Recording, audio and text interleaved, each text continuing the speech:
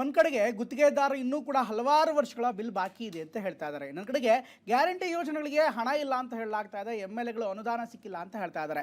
ಇದೆಲ್ಲದರ ನಡುವೆ ಈಗ ಗುತ್ತಿಗೆ ಆಧಾರಿತ ವೈದ್ಯಾಧಿಕಾರಿಯೊಬ್ಬರು ಸಂಬಳ ಆಗಿಲ್ಲ ಅನ್ನುವಂಥ ಕಾರಣಕ್ಕೋಸ್ಕರ ರಾಜೀನಾಮೆ ಕೊಟ್ಟಿದ್ದಾರೆ. ಈ ವಿಚಾರ ಈಗ ವಿಪಕ್ಷಗಳಿಗೆ ಸರ್ಕಾರದ ವಿರುದ್ಧ ಒಂದು ಹೊಸ ಅಸ್ತ್ರ ಸಿಕ್ಕಂತೆ ಆಗಿದೆ. ಹಾಗಾದರೆ ಯಾರದು ಆ ವೈದ್ಯಾಧಿಕಾರಿ? ಇದರ ಜೊತೆಗೆ ಸರ್ಕಾರದಲ್ಲಿ ನಿಜಕ್ಕೂ ಕೂಡ ಆರ್ಥಿಕ ವಿಚಾರದಲ್ಲಿ ಸಾಕಷ್ಟು ಸಮಸ್ಯೆ ಇದೆಯಾ? ನೋಡೋಣ ಬನ್ನಿ ವರದಿ.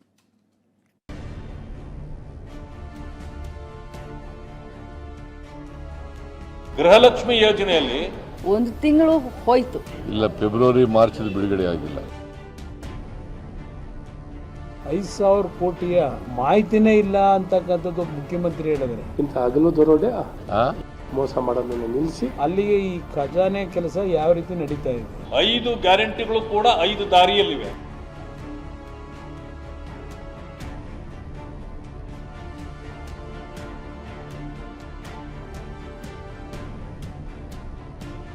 ರಾಜ್ಯ ಸರ್ಕಾರದಲ್ಲಿ ದುಡ್ಡಿಲ್ಲ ಎಂದು ಬಿಜೆಪಿ ನಾಯಕರು ಆರೋಪಿಸುತ್ತಿದ್ದಾರೆ. ಇದಕ್ಕೆ ಇಂಪು ನೀಡುವಂತೆ ಸಂಬಳ ಕೊಡದ ಕಾರಣಕ್ಕೆ ವೈದ್ಯರೊಬ್ಬರು ಕೆಲಸವನ್ನೇ ಬಿಟ್ಟಿದ್ದಾರೆ. ಮತ್ತೊಂದು ಕಡೆ ಗೃಹಲಕ್ಷ್ಮಿ ಯೋಜನೆಯ ಫೆಬ್ರವರಿ ಮತ್ತು ಮಾರ್ಚ್ ತಿಂಗಳ ಹಣ ಜಮೆ ಆಗದೇ ಇರೋದು ವಿಪಕ್ಷಗಳಿಗೆ ಅಸ್ತ್ರ ಸಿಕ್ಕಂತಾಗಿದೆ. ಈ ನಡುವೆ ಈ ವಾರ ಗೃಹಲಕ್ಷ್ಮಿಯ 24ನೇ ಕಂತು ಬಿಡುಗಡೆಯಾಗಲಿದೆ. ಆದರೆ ಇದರಲ್ಲಿ ಫೆಬ್ರವರಿ ಹಾಗೂ ಮಾರ್ಚ್ ತಿಂಗಳ ಹಣವಿಲ್ಲ ಅನ್ನೋದು ಗಮನಾರ್ಹ. ಈಗಾಗಲೇ 24ನೇ ಕಂತು, ನಾನು ಯಾವಾಗಿದ್ರೂ ಹೇಳ್ತೀನಿ ಕಂತು ಅಂತ ಹೇಳ್ತೀನಿ, ತಿಂಗಳ ಹೆಸರನ್ನು ಜಾಸ್ತಿ ಹೇಳೋದಿಲ್ಲ. ಸೊ 24ನೇ ಕಂತನ್ನು ಈಗಾಗಲೇ ಫೈನಾನ್ಸ್ ಡಿಪಾರ್ಟ್ಮೆಂಟ್ ಅವರು ನಮಗೆ ಕೊಟ್ಟಿದ್ದಾರೆ. ಸೋಮವಾರದಿಂದ ಮುಂದಿನ ಶನಿವಾರದ ಒಳಗಡೆ 24ನೇ ಕಂತು ಬಿಡುಗಡೆ ಆಗುತ್ತೆ. ಇಲ್ಲ, ಫೆಬ್ರವರಿ ಮಾರ್ಚ್ ಬಿಡುಗಡೆ ಆಗಿಲ್ಲ. ನೋಡ್ತೀವಿ, ಪರಿಶೀಲನೆ ಮಾಡ್ತೀವಿ. ಗೃಹಲಕ್ಷ್ಮಿ ಯೋಜನೆಯ 5,000 ಕೋಟಿ ಬಿಡುಗಡೆಯಾಗದೇ ಇರುವುದಕ್ಕೆ ವಿಪಕ್ಷ ನಾಯಕರು ನಾನಾ ವ್ಯಾಖ್ಯಾನ ಮಾಡ್ತಿದ್ದಾರೆ. ಕೆಲವರು ಸರ್ಕಾರದಲ್ಲಿ ದುಡ್ಡಿಲ್ಲ ಅಂದ್ರೆ ಇನ್ನು ಕೆಲವರು ಇದೊಂದು ಹಗರಣ ಅಂತ ಆರೋಪಿಸಿದ್ರೆ ಸಿಎಂ ಇಂತಹ ಬೆಳವಣಿಗೆಯನ್ನ ತಳ್ಳಿ ಹಾಕಿದ್ದಾರೆ.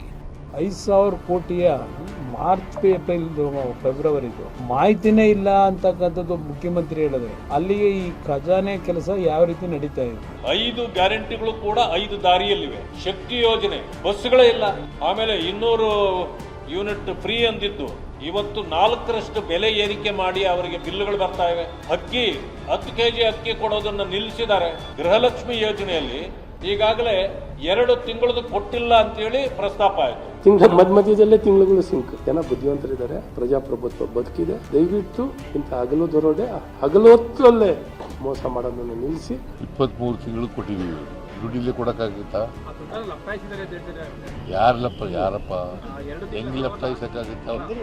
ಅವ್ರ ಅಕೌಂಟ್ಗೆ ಹೋಗೋದು ಕಡೆ ಲಪ್ಟಾಯಿಸೋ ಪ್ರಶ್ನೆ ಇಲ್ಲ. ಅವ್ರ ಅಕೌಂಟ್ಗೆ ಹೋದ್ಮೇಲೆ ಲಪ್ಟಾಯಿಸೋದು ಇಲ್ಲಿ ಬರ್ತದೆ. ಗೃಹಲಕ್ಷ್ಮಿ ಗುದ್ದಾಟ ತೀವ್ರಗೊಳ್ತಿರೋ ಹೊತ್ತಲ್ಲೇ ವಿಪಕ್ಷಗಳಿಗೆ ಮತ್ತೊಂದು ಅಸ್ತ್ರ ಸಿಕ್ಕಿದೆ. ದಕ್ಷಿಣ ಕನ್ನಡ ಜಿಲ್ಲೆ ಸುಳ್ಯದ ಕೊಲ್ಲಮೊಗ್ರು ಪ್ರಾಥಮಿಕ ಆರೋಗ್ಯ ಕೇಂದ್ರದ ಗುತ್ತಿಗೆ ವೈದ್ಯಾಧಿಕಾರಿಯೊಬ್ಬರು ಸರ್ಕಾರ ಸಂಬಳ ಕೊಟ್ಟಿಲ್ಲ ಅಂತ ಆರೋಪಿಸಿದ್ದಾರೆ. 6 ತಿಂಗಳ ಸ್ಯಾಲರಿ ಕೊಟ್ಟಿಲ್ಲ ಎಂಬ ಕಾರಣಕ್ಕೆ ಡಾಕ್ಟರ್ ಕುಲ್ದೀಪ್ ರಾಜೀನಾಮೆ ನೀಡಿದ್ದಾರೆ. ದಯವಿಟ್ಟು ತಕ್ಷಣ ವೈದ್ಯರಿಗೆ ಸಂಬಳ, ಔಷಧಿ ಒದಗಿಸುವಂತ ಪುಣ್ಯದ ಕೆಲಸವನ್ನು ಮಾಡಿ. ಇನ್ನೇನು ದೊಡ್ಡ ಕೆಲಸ ಅಂತೂ ಮಾಡ್ಲಿಕ್ಕಾಗಲ್ಲ. ನಡೆಸೋಕೆ ಇರುವಂತ ವ್ಯವಸ್ಥೆ ನಡೆಸುವಂತ ಪ್ರಯತ್ನ ಮಾಡಿ ಅಂತ ನಿಮ್ಮಲ್ಲಿ ಸವಿನಯವಾಗಿ ಪ್ರಾರ್ಥಿಸುತ್ತೇನೆ. ನಿನ್ನೆ ಪೇಪರ್ ನೋಡಿದೆ, ನಾನು ಚೆಕ್ ಮಾಡಿಸಿ ಹೇಳಿದ್ದೀನಿ ಅದು ಯಾವ ಕಾರಣಕ್ಕಾಗಿದೆ ಅಂತ. ಅದು ಬಿಟ್ಟರೆ ಬೇರೆ ಯಾರು ಕೂಡ ರಾಜೀನಾಮೆ ಕೊಟ್ಟಿಲ್ಲ. ನುಡಿದಂತೆ ನಡೆಯುತ್ತಿರುವ ಸರ್ಕಾರ ಎಂದು ಕಾಂಗ್ರೆಸ್ ವಾದಿಸುತ್ತಿದೆ. ಆದರೆ ಇದು ಬಾಕಿ ಸರ್ಕಾರ ಅನ್ನೋದು ಬಿಜೆಪಿ ಟೀಕೆ. Bureau report, TV9. ಇದೆಲ್ಲದ ನಡುವೆ ಕುಕ್ಕಿಯಲ್ಲಿ ಕಿರುಷಷ್ಠಿ ವಿಶೇಷವಾದಂಥ ಕಾರ್ಯಕ್ರಮ ನಡೀತಾ ಇದೆ. ಇದಕ್ಕೆ ಸಂಬಂಧಪಟ್ಟಂತೆ ಹಿಂದೂಯೇತರ ವ್ಯಕ್ತಿಗಳನ್ನು ಕಟ್ತಾ ಇರುವಂಥ ವಿಚಾರಕ್ಕೆ ಸಂಬಂಧಪಟ್ಟಂತೆ ಈಗಾಗಲೇ ಸಾಕಷ್ಟು ವಿವಾದಗಳು ಬರ್ತಾ ಇದೆ. ಪ್ರಮುಖವಾಗಿ ಸರ್ಕಾರದಲ್ಲಿ ಈಗಾಗಲೇ ಇರುವಂಥ ಅನೇಕ ನಾಯಕರನ್ನ, ಪದಾಧಿಕಾರಿಗಳನ್ನು ಈ ಕಿರುಷಷ್ಠಿ ಕಾರ್ಯಕ್ರಮಕ್ಕೆ ಆಹ್ವಾನ ಕೊಡಲಾಗಿದೆ. ಕುಕ್ಕೆ ಸುಬ್ರಹ್ಮಣ್ಯ ದೇಗುಲದಲ್ಲಿ ಇಂದಿನಿಂದ ಡಿಸೆಂಬರ್ 26ರವರೆಗೆ ಒಂದು ಕಾರ್ಯಕ್ರಮ ನಡೆಯುತ್ತೆ. ಈ ಷಷ್ಠಿ ಅನ್ಯ ಧರ್ಮೀಯರಿಗೆ ಆಹ್ವಾನ ಕೊಟ್ಟಿರೋದಕ್ಕೆ ಹಿಂದೂ ಸಂಘಟನೆಗಳು ಆಕ್ರೋಶವನ್ನು ಹೊರಹಾಕಿವೆ. ಕುಕ್ಕೆ ಸುಬ್ರಹ್ಮಣ್ಯ ದೇಗುಲದ ಆಡಳಿತ ಕಚೇರಿ ಮುಂದೆ ಪ್ರತಿಭಟನೆ ನಡೆಸಲಾಯಿತು. ಪ್ರತಿಭಟನೆಯಲ್ಲಿ ಸ್ಥಳೀಯ ಬಿಜೆಪಿ ನಾಯಕರು ಕೂಡ ಭಾಗಿಯಾಗಿದ್ದರು. ಆಹ್ವಾನವನ್ನು ಹಿಂಪಡೆಯುವಂತೆ ಅವರು ಆಗ್ರಹಿಸಿದ್ದಾರೆ.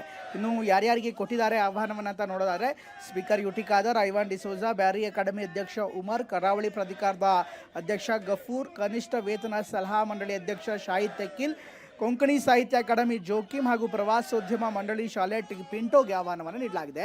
ಇದೆಲ್ಲವನ್ನೂ ಕೂಡ ಈ ಆಹ್ವಾನವನ್ನು ಹಿಂಪಡೆಯುವಂತೆ ಈಗ ಕೆಲವೊಂದಿಷ್ಟು ಸಂಘಟನೆಗಳು, ಪ್ರಮುಖವಾಗಿ ಕ್ಷೇತ್ರ ಸಂರಕ್ಷಣಾ ವೇದಿಕೆ ಸದಸ್ಯರಿಂದ ಪ್ರತಿಭಟನೆ ಮಾಡಲಾಯಿತು.